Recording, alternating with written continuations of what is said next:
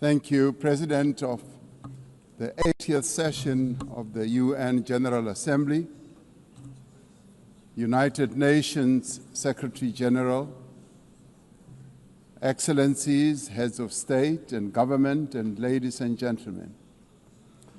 80 years ago, the United Nations was established to save succeeding generations of humanity from the scourge of war and to build a peaceful, prosperous, and just world arising from the devastation brought about by global conflict.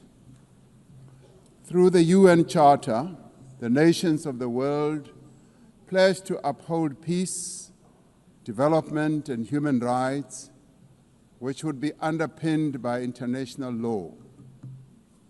Now more than ever, we are called upon to uphold the values and advance the purpose of the United Nations. We are also called upon to advance cooperation and solidarity between nations. We are called upon to promote multilateralism and safeguard the institutions that enable it. South Africa's engagement in the international sphere echoes our domestic imperatives of eradicating poverty, reducing unemployment, and addressing the root causes of inequality. Our foreign policy is guided not only by the needs of our people, but also those of the continent of Africa and the global South. Inspired by our own history, South Africa strives to maintain world peace and also the settlement of all international disputes through negotiation and dialogue and not through war. We therefore welcome the strong partnership between the African Union and the United Nations in promoting peace, security, and stability on the African continent. This year, South Africa is honored to preside over the G20. This is the first time that G20 Leaders Summit will be held on the African continent, the cradle of humanity. South Africa's G20 presidency is guided by the theme equality, solidarity, and sustainability.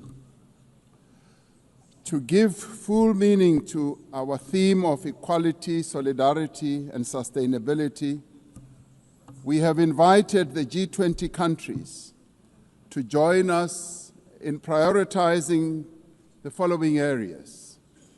Firstly, in discussion to strengthen disaster resilience and response by addressing the increasing frequency and impact of climate-induced natural disasters.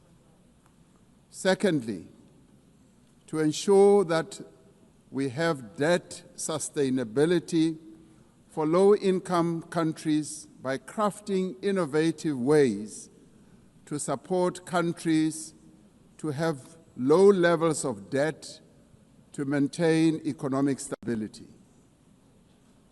Thirdly, to discuss how to mobilize finance for a just energy transition by encouraging investments in renewable energy and sustainable technologies, without foregoing what we would call baseload energy sources. Fourthly, by harnessing critical minerals for inclusive growth and sustainable development through the value addition processes, that is, beneficiation of these minerals at the source where the minerals are extracted, to foster the development of communities where these minerals are found. These priorities reflect South Africa's commitment to addressing global challenges and promoting inclusive growth and sustainable development. Our country's G20 presidency is a significant opportunity for South Africa to advocate for Africa's development agenda and to amplify African voices in global economic governance for a continent that is irreversibly on the rise.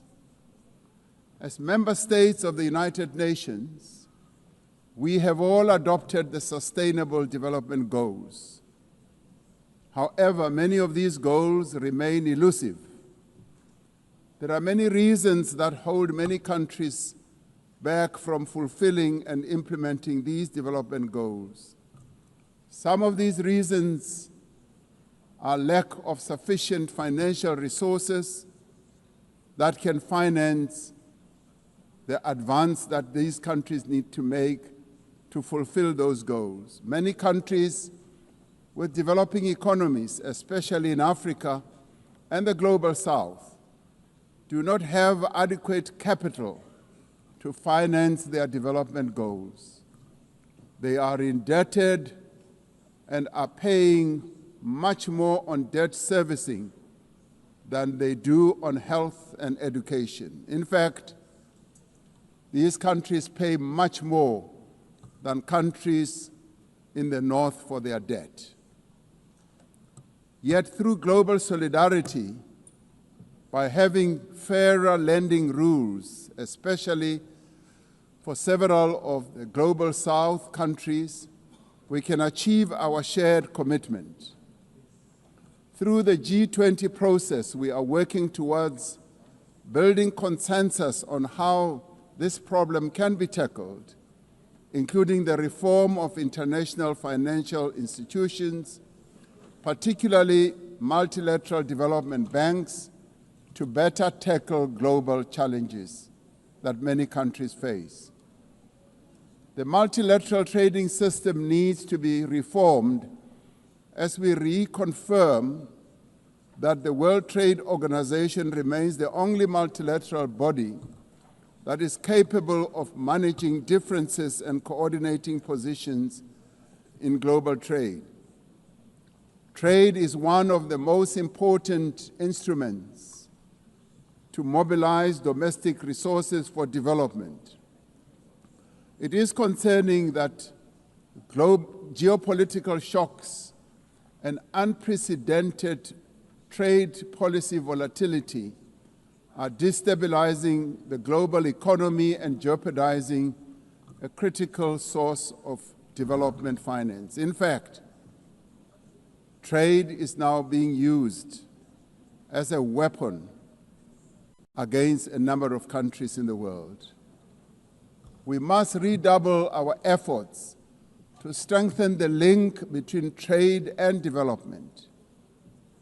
Unilateral trade practices and economic cohesion have a detrimental impact on many nations. This includes the economic embargo against Cuba, which has caused untold damage to the country's economy over the years. This unfair embargo must be lifted, and we want it lifted sooner rather than later.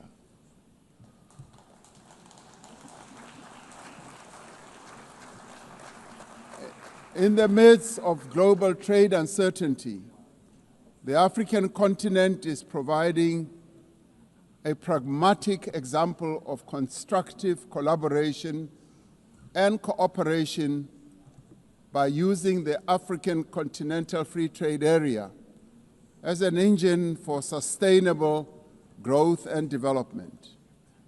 This will, with commitment, become the central pillar of economic cooperation and integration for our continent.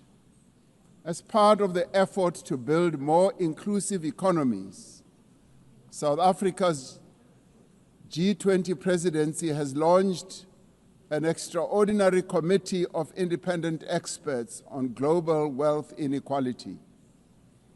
This committee, chaired by Professor Joseph Stiglitz, a Nobel laureate, will deliver the first ever report on global inequality to G20 leaders when they meet in November in Johannesburg in South Africa. Climate change is an existential threat. We are failing future generations by our inability to reduce global warming. Climate change is reversing economic growth and development gains in many countries, especially in the global south.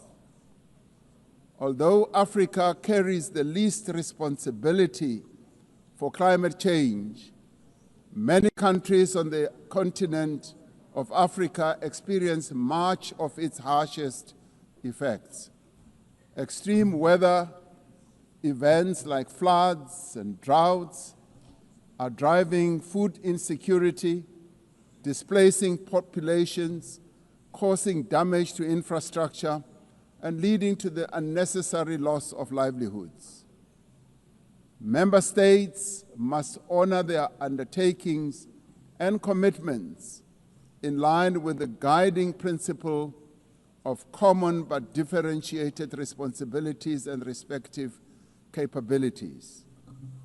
The Secretary General recently reported that global military expenditure has reached historic highs, just as the world is falling behind on its core development promises. We are building weapons when we should be building social infrastructure that advance the lives of our people. We are fighting wars that cause death and destruction when we should be fighting poverty and developing the livelihoods of vulnerable people. We must act decisively to silence all the guns everywhere to realize the goal of sustainable development and global peace. And I do believe that this is an objective that is possible to reach. As we commemorate the 80th anniversary of the UN, the relevance of this institution and various multilateral processes for the maintenance of international peace and security is being willfully undermined. There is an increasing reliance on unilateral military action in contravention of international law. The United Nations Security Council has proven to be ineffective in its current form and composition in carrying out its charter mandate to maintain international peace and security. South Africa remains deeply concerned by the erosion of the credibility of the Security Council and its failures to ensure accountability and uphold international law. As the security and humanitarian situations in the Democratic Republic of the Congo, Sudan, Gaza, and elsewhere deteriorate, it is a matter of great concern that there are countries that continue to violate international law and also defy the United Nations resolutions and rulings, also from bodies like the International Court of Justice. The establishment of the Hague Group and the Madrid Group aim to reaffirm the primacy of international law, promoting accountability and ensuring support for a just peace. We cannot and should not accept that members of this organization continue willfully to violate without consequence the charter that we have all agreed to uphold. Therefore, as nations that have pledged to uphold the UN Charter, we have the ultimate responsibility to ensure and protect the rights of the Palestinian people to self-determination, consistent with the case that South Africa brought before the International Court of Justice. There is growing global consensus. There is growing global consensus that Israel is committing genocide in Gaza. Just last week, the United Nations Independent International Commission of Inquiry found that Israel is responsible for the commission of genocide in Gaza. As Palestinians continue to face genocide and famine, we have a duty to act. South Africa has acted in the interest of saving lives by insisting that the International Court of Justice should make a ruling that indeed genocide is being committed in Gaza and that it should stop. And we stand here to say it must stop.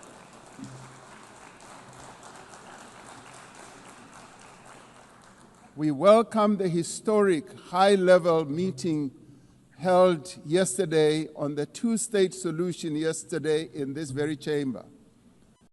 This reflects the determination of the global majority, a global majority that now stands at 142 and more countries, that Palestinians deserve a peaceful state alongside a peaceful Israel. Many nations in the world are calling for that, and that is the voice that we believe that Israel should heed, and those powerful nations that can make a two-state solution viable and possible and implementable should act in that regard. The long overdue announcement by increasing number of countries to recognize the state of Palestine is testament to this determination. We have a responsibility as the member states of the United Nations to reaffirm the right also of self-determination of the people of Western Sahara.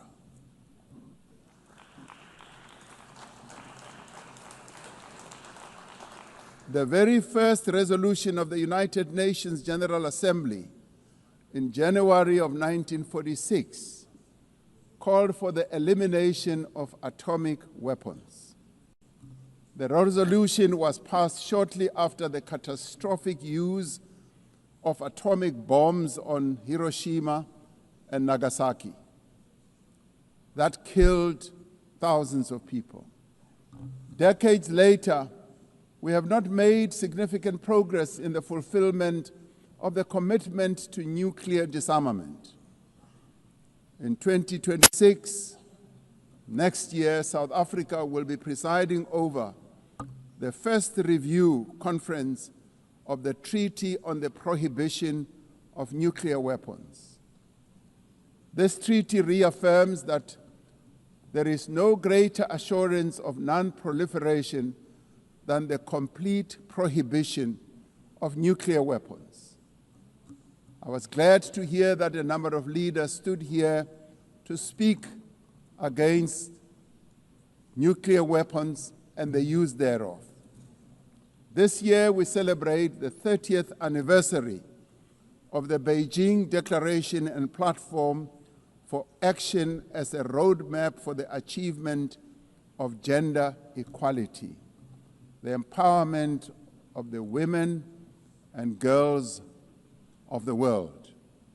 South Africa reaffirms its unwavering commitment to the empowerment of women and their full, equal, and meaningful participation in all spheres of life. Yes, we would support also the election of a female Secretary General of the United Nations. The Beijing conference milestone reminds us of our shared responsibility to advance human rights, dignity, and justice for all. We are all equal, men and women, and there is no reason that we continue to hold the women of the world backwards. The right to development must be central to the policies and operational activities of the United Nations and its specialized agencies, programs, as well as funds. It must be at the core of the policies and strategies of the international financial and multilateral trading systems. As we celebrate 80 years of the United Nations, we must seize the opportunity to build a better United Nations for the next 80 years. What is needed now is a stronger and more capable United Nations, a United Nations that is based on the renewed commitment to its founding principles. We must invigorate the negotiations on the Security Council reform at the intergovernmental negotiations in the General Assembly, including by initiating text-based negotiations. The Security Council must be accountable. It must also be representative. It must be democratic and effective in executing its mandate. We can no longer accept that a large portion of the world's population is not represented in the United Nations Security Council. My own continent, Africa, home to 1.4 billion people, as well as South America, are not represented in the United Nations Security Council. This is unjust, this is unacceptable, and it must end. We want representation in the Security Council. We look forward to working with the Secretary General on the UN-80 initiative to ensure that our organization works more effectively and efficiently. Mandates given by member states must be implemented, and the necessary structural changes and program realignment must be implemented across the UN system. In the face of the decrease in funding to the United Nations to fulfill its mandate, the UN-80 initiative is important to maintain the integrity of the multilateral system and to uphold international law. Lastly, I am reminded that our collective membership of the United Nations is our shared humanity in action. The United Nations at 80 compels us to reflect on our collective achievements and to chart a way forward